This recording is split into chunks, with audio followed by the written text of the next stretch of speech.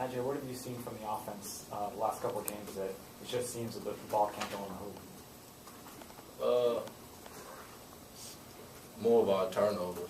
I mean, I know when you turn the ball over as a team, you don't get those possessions back. So when we turn the ball over, it's take away from shots that we never know if it would have went in or wouldn't have went in. I think we actually been shooting better percentage than our other team. We looked at it from the statistics, and our percentage is like almost 4% better than everybody else we've been playing.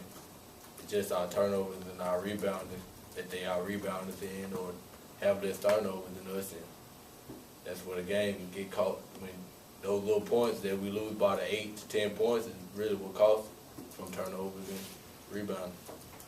IJ, you went to that stretch late in the first half where you couldn't score or turn the ball over and things just started to kind of unravel for y'all. But against Texas A&M and Georgia, that started to snowball. But on Saturday, it seemed like y'all were able to get your composure back and things of that nature. What were y'all doing different? I think it was just effort. You had 5 guys out there that was trying to win, that really wanted to win. We turned up our defense, and they, like I said, when you got turnovers, we made them turn the ball over a little bit. And when we were to turn the ball over, we converted on their turnovers. So you never know when you turn the ball over what can happen if you do get a good shot. We hear the coaches talk about the new foul rules all the time, but from a player's perspective, and especially a point guard, with the hand checking and lack of hand checking and how it goes back and forth, I mean, how do you adjust to something like that in your game? Oh no, it's a lot of fouls called. It's hard to adjust because people, it's steady coming at you, regardless. So it's like you almost got to play perfect defense every time. And I know even it's hard for the referee because when the offense is creating contact, and even if the defense don't feel like they're doing something, you can't really alter the offense to play a shot. So you never really know if the call was right or not sometimes. Yeah, I mean, did it go through your mind, like even setting screens? Because I mean, like screen that Roquette said, I mean, 5 years ago, that's not even a call. I mean, they call so many fouls now. You know, they turn. I think when we played Auburn, we shot like 60, 70 free throws in all. Like that's a lot of free throws, a lot of pauses in the game. I know some of them. It's a lot of fouls that are debatable, but you just try to adjust and keep your hands off of them and just try to keep them out the paint. I know you don't like to look ahead, but we may not get a chance to talk to you. Saturday playing against Arkansas, does that game having significance, being the hometown kid and everything? Oh, yeah, it got a lot of significance to it. I'm not going to speak on it, but I think we'll be ready at the ball club to go out and protect our home floor. Is that a game that you kind of had circled on the schedule for a while now? Yeah, I seen that game on the schedule when I first got here, and I looked for it. I was trying to see what date it was, but it came quicker than I thought. But I'm ready for it. Any extra ticket requests for that game? Oh, I got a lot of people coming. I want to ask you a question. It may not even be answerable. It's understandable what causes a forced turnover. But when a team has a lot of unforced turnovers, what are the factors? You've been a point guard. You should be able to explain that. What are some factors that causes turnovers? Just unforced turnovers. It's unforced turnovers. Like when you're playing against the zone, you can see like it's no pressure on you really when it's in the zone. But if you think about it, they're everywhere. I mean, if you try to pass the ball inside, there's 2 or 3 people right there. Or sometimes you think somebody open and they're not on the same page as you, then that could be your turnover.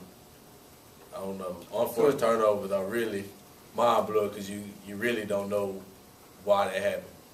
But you know, if somebody forced you to make a turnover, you'd be like, okay, I can do this. But on an unforced turnover, you just be like, where did that come from? Do you ever go back and just try to kind of analyze it after? I mean, it's not so much you, it could be any of the players. Do any of y'all just kind of go back and just analyze what happened in that situation and maybe try to use it the next time? We looked at it, just be aggressive. Most of the time when you got an unforced turnover, you looking to pass or you looking to do something that really wasn't there. So I think being aggressive and looking for your shot or looking to attack would be the solution for an unforced turnover. When you were in high school, did you do more of that, let's say, as a freshman than you did as a senior because you learned just from experience? Oh yeah. I mean, in high school as a freshman, I had a lot of unforced turnover because coming from middle school, high school was a big adjustment. Then my senior year of high school, I don't think I had too many unforced turnovers because it was just a different mindset as a senior, as trying to score or trying to just be aggressive at all mindset at all times.